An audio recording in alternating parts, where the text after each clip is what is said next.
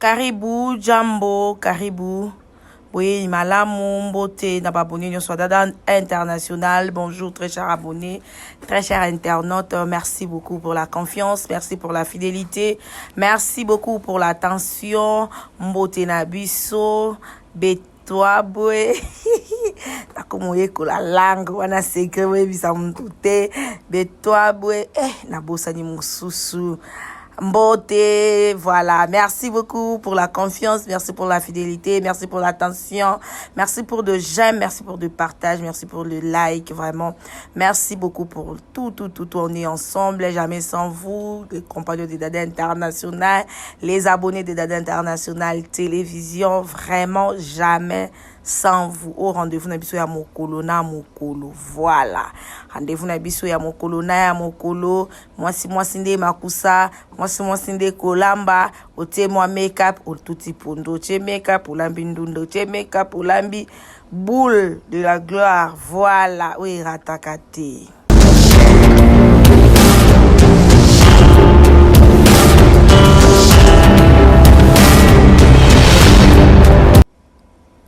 Bienvenue chez nous, vous êtes sur Dada International, le choix de l'excellence, avec la femme à plusieurs options, la daronne de multitude Dada International. Voilà, tous déjà la présentation à épices nabiso, tous na matungulu, tous na céleri, tous na pima, tous na aïe, huile nabiso, tous sali là, tous na besoin na elubu ya mokolo ya lelo, tous na nyanya nabiso solo plutôt, nous na mbisi nabiso tous sali la légumes.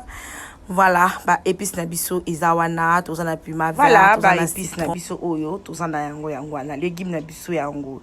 Lelo tozana besoin ya légumes nabiso yo za accompagner na malangwa nabiso to sepela ki lelo recette ya lelo très cher abonné eza recette ya liboné abonné nabiso mokonde apasa ki commande donc biloko elamba malelo eza malangwa na légumes selon goût ya abonné nabiso. Merci beaucoup pour la confiance. Ya on a loba merci pour la confiance. Pour mon doit passer commande boye. Oh dada, na lingio salelanga malangwa et tout nandunda. Voilà, phase na confiance. En tout cas, merci pour la confiance. Merci na abonné na biso. Aboyaki totanga kombo na ye. Merci vraiment. Na sepela ma kaston na zo ki appelle nga habité na ko hésiter téléphone na lambila abonné na biso. Na ACP là voilà au pas monique azana besoin basali la recette na ye ataye moko pa linga lia problème te o ezaki pende ya mutazo lia sur place voilà eza commande moko ezaki sur place ya moni to sala ki bomona vidéo surprise ezana suka ya vidéo na biso voilà. Na linga bino mingi famille Bota na occasion na profiter na souhaiter joyeux anniversaire à Belle Vikondi, la patronne, la maman, voilà la maman de la grande communauté famille Bota. Donc lelo isa anniversaire na ye, joyeux anniversaire et puis joyeux anniversaire na batonion so o babotama na moi ya octobre wana na bosani peteli kinangai pe makila na ngai feza kanda yepe abotama le 21 octobre donc quelques jours anniversaire na ye voilà ba ope ba botama joyeux anniversaire na ban octobre joyeux anniversaire na bato ba botama na janvier joyeux anniversaire bata février joyeux anniversaire mars avril joyeux anniversaire mai juin joyeux anniversaire juillet août joyeux anniversaire septembre octobre joyeux novembre, décembre. Joyeux anniversaire. Voilà. Une année de plus, c'est la grâce. Une année de plus, ils ont bonheur. Une année de plus, donc ils ont faveur. On s'ambasta la ka. Ce qui est botami, qui une année ata au fêté, mais comme on a ka mon kolo yango, kozalana moi batu.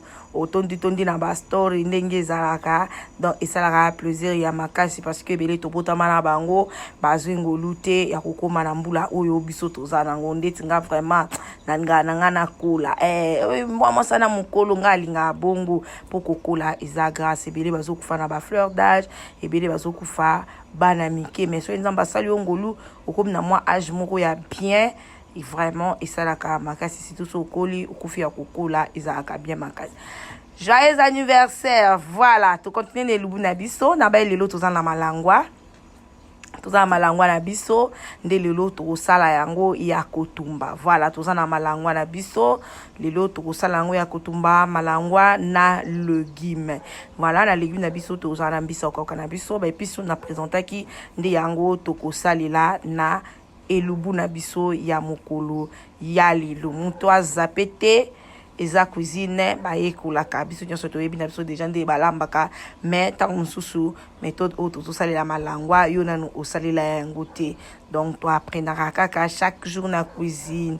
Voilà, nga nalobaka kolamba eza bainspiration, eza art, eza inspiration oyo nzambe apesaka, nzambe asalaka grâce po toza na bato mpe ebele bazala mpe na problème olamba, mais so yo zwi ngolu mpe oyeba ta kolamba oyo eza mpe grâce yango kosala nango lolendo te topartage ekoki kosunga mpe baoyo bayebi te ntango toyebi te ke basalaka mpe malangwa na modèle oyo ya boye. Voilà, merci beaucoup.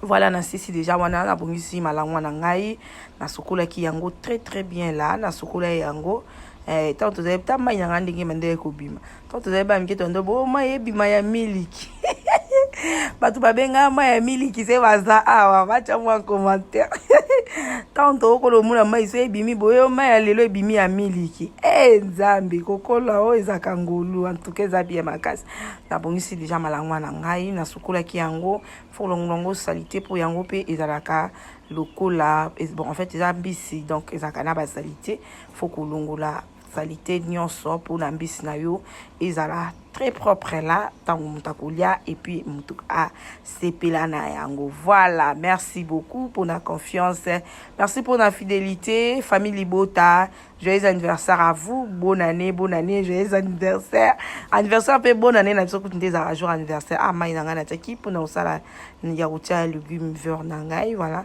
mai nanga tango etoki na jubi carbonate nanga moko on a bongisaki ekoki pe kotia ndambu, ça dépend ya quantité ya légumes na yo. Voilà, tant matiki yango ezotoka na yo bongisa naza matungulu, piment, naza na ail, naza na tangawizi, naza na citron, naza na céleri, naza na ndembi na ngai. Voilà, anazui ail nani ni pona ningina saisonner ba biloko na ngai. Voilà, en attendant mai nanga ezalaki na moto. Voilà, natie moi piment yanga ngaka ko saisonner biloko na moi piment pour la mona ngo esalaka moi bien. Donc otia moi piment exagéré te parce que bato misusu balingaka piment te, mais abonné la biso abaki piment et déranger te muta commandaki basalele recette abaki piment et ko déranger te. Voilà, le quoi to saisonner to tie moi huile ndambo.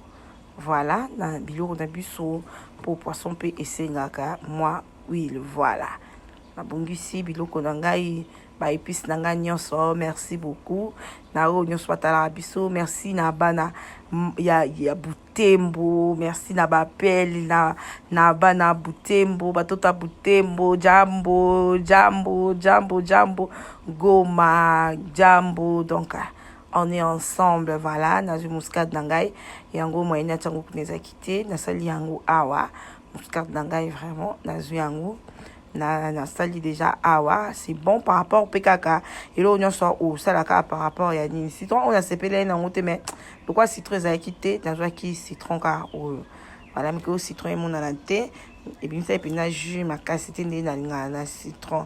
Voilà, na sali na bois qui moi citron nangai koto pe ba épices nangai elemba ki penza il faut elemba vu que eza ya ko saisonner na nga penza elemba makasi vraiment na sala ki on de façon que eza vraiment ya olemba makasi on a zui yango mais ko ça se mélange na muscade nanga na taki épices nangai na tie matungulu nangai na tie ail na tie tangawizi na tie céleri na tie ndembi na tie piment et tout nde babiloko na salaki na lakisaki na début. Allez nazwi babiloko na ngai na bandisco yo ko mélanger yango po nyonso esangana. Voilà, bandisco mélanger yango osko yo biloko na biso awa mo banini ya ko saisonner biloko. Voilà, ya ko saisonner babiloko nazo bakisaka mo ba ingrédients. Voilà, wana ba marinade marinade o na tchaki boseza o ba tumbelaka Thompson. Voilà, o ba tumbelaka ezalaka. Voilà, après na bandiko mélanger biloko na ngai nyonso esangana. esangana bien là. Voilà. Le goût de ça. Et Nzambe, le goût de ça. Nazo mélanger, nazo sangi, Nzambe nangai. Les compagnons de Dada International, bisous, escra, bozali, jamais sans vous. Merci na batonyo, bazo bengangai, merci na ba remarque. Merci beaucoup na ba suggestion na bino, vraiment, merci. Na sepe la mingi, ntonda miki, moi, na baksa moi, windambo. Pour yango mutu, il va kupanda de façon que biloko na biso ekota bien ba épice na yango. Voilà. Azo kotsa yango bien, batonyo spazo benga biso, batonyo spazo partager nzamba pambola bino, batonyo spazo tala biso nzamba pambola bino. Émission la biso to sala po na obombela mutu moko te soko tali otindeli pe ndeko na yo, soko tali otindeli pe mwana na yo, soko tali otindeli pe yaya na yo. Leki na ba amoureuse nyo sa ya cuisine na linga bino mingi. Voilà, il faut qu'on lambaka pour faut qu'on liaka. Voilà. Faut vraiment qu'on liaka dans ce saisonnier en après. Na moni mai nangai etoki na nini na yo zo sikoyo légume nangai. Na jus légume nangai na bandi kotisa yango. Na kataki nangai yango te. Pour na yebeki ke nazala musala ya kosala après kotokisa yango kotika yango etoka. Voilà, na jus yango siko. Na bandi kokota on a mélangé et kota isanga na mai nangai na taki bicarbonate nangai. Voilà, na bandi siko kosala ki de façon esangana. Voilà. Légumes nanga ngozo sangana kitoko wapi ndo ngeza ki ba légumes kitoko penda na linga ya makasa ya minene wana ya kitoko na sepela vraiment na ndunda mama ngwaza na ndunda pinya ngani ngaso na sa elubu na nganga mona ki ewenzi po déjà tant na olamba bo na zada na idende na olamba boy dana bandolia na molimo osko ya nzoto donc za se na olamba ngamona ki voilà tant na ti wana na saisonner bidon ti bilo na bi biloko yango na moni bepice ekoti na kati te na ya kaka na banda siko kokotisa siko ba épice ebongaki ekota bien là de façon que ata mutu so alie mutu ayokaki mutu na ye pe eza bien. Voilà, kokotisa yango nyonso ni kota kuna. Voilà, po tangu abonné na nga kolia azala de cité ak toujours aza toujours na confiance na biso pa moni aza besoin aza toujours na biso pa moni kaza na besoin ya elubu oyo basalela ye aza na recette moko aza besoin commander ya lia to aza na besoin balambela ye pe atoza musika poza quand même na idée n'hésitez pas déjà pe toza boy toza déjà na commande ya bato babenga biso ba libuta ebenga biso baza musika ya mboka awa ndora pays mais toka déjà elubu kala te tokoya voilà bepis nanga na bongisaki pona déjà na bonsi bepis nanga no lambela légume nanga na kitala légume nanga bomoni nde etonda na nzunga mabe loko ekondaka wana seke ba mama bobosana te ekondaka. Voilà, nazo yango sko na bandi ko balula yango na moni ke légume nangai ebeli déjà ndenge na linga ki na yekolongola na zuma wana ya bicarbonate na sopi pona nanga na besoin nango te. Voilà, naza pe na besoin te ke olongoli vitamine ya ndunda te modèle nazo lambela oyo naza besoin ya vitamine te modèle pe libonné na biso abonné na biso asengela biso mutana confiance na biso azali na besoin ya vitamine ya ndunda te azali na besoin ya ndunda na esaba ndenge biso oyo tozosala donc tosala selon commande ya batu. Voilà, na bantu kobongisa ndunda nanga na sokoli yango ya liboso po il faut kolongola penza sula ya bicarbonate wana sino te biloko ya ozala na gu ya bicarbonate ule mutali ya ndunda akomi kolia pondu ya limbondo wana seke koyebisa mutu te. Voilà, na sokola ki yango vraiment bien, na sokola ki yango 3 fois vraiment parce que nazaki na besoin pina bicarbonate wana elo. So omoni pe ma yango ya liboso nde ezaki mwindu na obo mona ke eza différent donc ba bicarbonate nyonso elongwe po toza na besoin ya protéine te.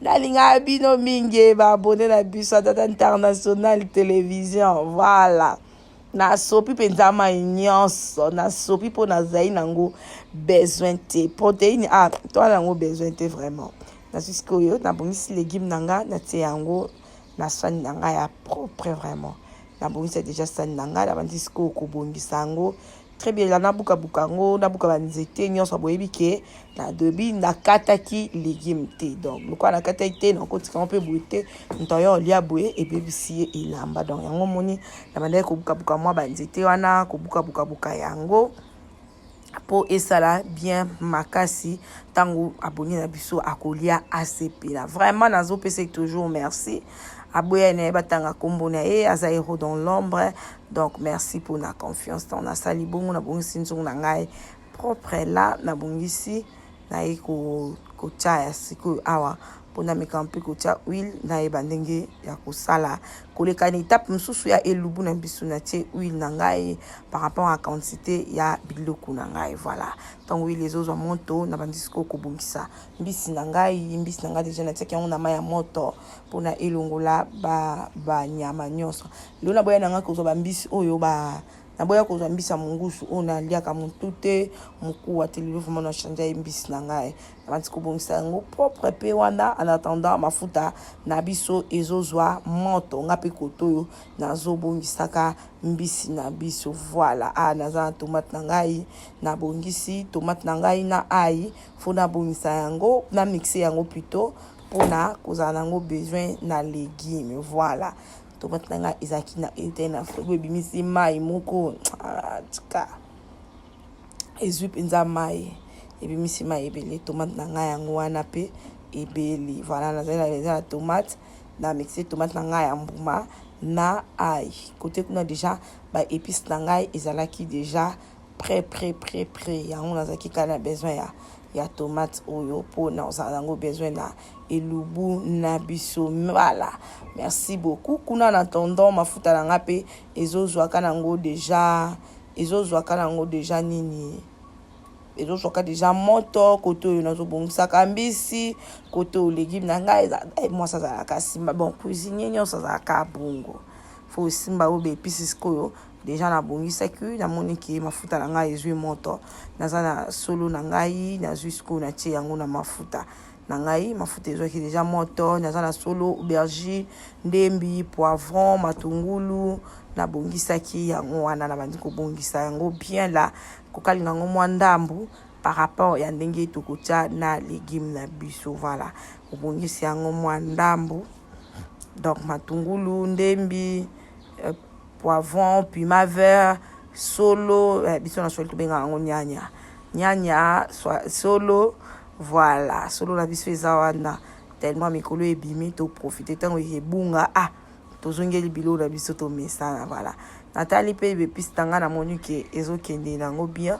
mafuta na ngape natiaki yango par rapport à ndenge nalingaki après nazwi sikoyo légume na ngai nasangisi yango na ba épices oyo na bandaki kokalinga voilà nazwi nasangisi sikoyo na ba épices na nga oyo na bandaki kokalinga nazwi légume oyo na bomisaki déjà bien déjà na sokolaki bomonaki ba étape nyonso ndenge nasalaki na bandiki komélanger yango ba épices esangana na légume na biso voilà esangama na légume na biso na bandiki komélanger yango na mwa piment na biso mpe ezobaluka mpe piment vert mpe esala mwa mpimbo soki mpifo soki pimbo elo mo balobaka bongo entre mpifo na pimbo kitoko voilà salaka mwa mpifo soki mpimbo na yeba te voilà bokomelanga ona commentaire baloba mpifo toki pimbo donc bien esalaka bien voilà mwa pima na biso mpe esalaka bien na bandiki komélanger biloko na ngai nyonso na ba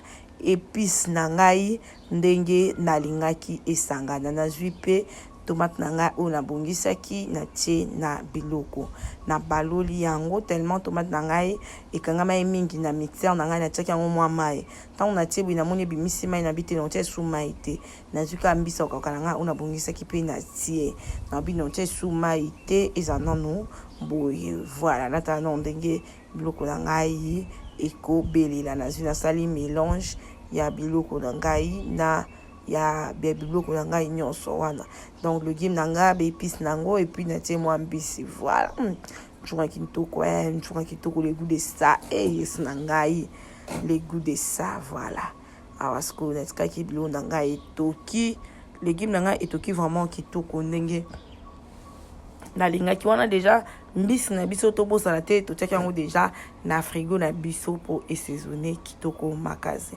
Natali ndunda na ngai namoni ke c'est bon. Mai wana ya tomate ekiti nazwi sikoyo nabakisi mwa mai po ba épice pe ebela bien okolamba bien bépice ekobanda kotelema te lokwa basoda mpiko. Voilà, nazwi sikoyo mungwa natiaki parce que ntango nalambaki depuis nalanda olamba natiaki na mungwa te nga mpe nazalaka veille na mungwa mpo nalinga biloko ya mungwa makasi te. Batoto maniema biso mpenza tolinga mungwa makasi te tolia nde mona batetela. Voilà, bwaki sikoyo mwa marinade na nga mokie po deja natiaki mungwa na ngai natiaki mungwa ale natie mwa marinade mokie na baloli yango. Voilà, naye kobakisa mwa feuille dorée na ngai. Voilà, allez nakomi na étape sikoyo après kotia feuille tokote sikoyo na étape oyo yako kamaya osaisonner sikoyo mbisi na biso oyo déjà tosaisonnaki yango sikoyo toleka na étape ya kotumba. Voilà, mbisi nango ekote vraiment baépice nango très bien là, vraiment nde nalingai mpenza ezalaki bongo. Voilà, donc classe yango bien là, classe kananga classe très cher abonné tolinga bino mingi les amoureux de la bonne cuisine partenaire Swalanda biso à travers de International TV. Donc merci beaucoup, on est toujours ensemble. Donc na bandiko saisonné mbisi na ngai wana na kotisi yango très bien là, vraiment ezalaki vraiment bien makasi. Voilà, nakangi déjà na 6 étapes dans tout. Voilà, natiki mbisi na ngai ebanda kosala vraiment kitoko makasi na ekotala légume na ngai onatika na moto moni kintonta na ngai ebeli